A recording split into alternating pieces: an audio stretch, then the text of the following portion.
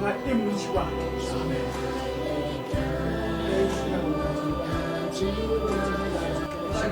Media terminal kan kita JM kita cek kita saya berdua itu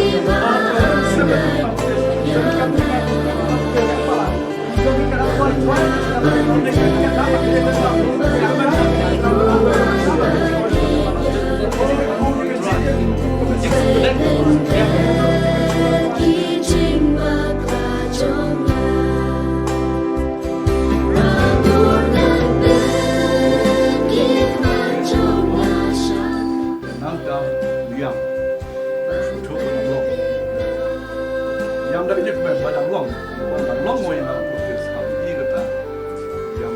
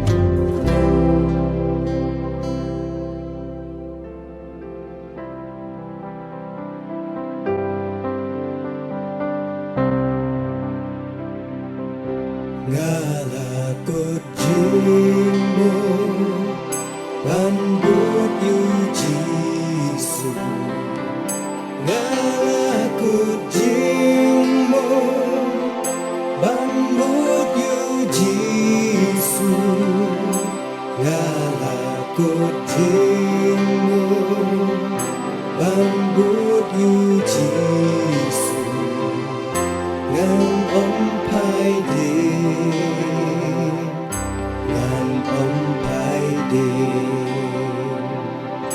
Galakut jimu Bandut yu jisu Galakut jimu Bandut yu jisu Galakut jimu Bandut yu jisu Ngan om pai di Ngan om pai di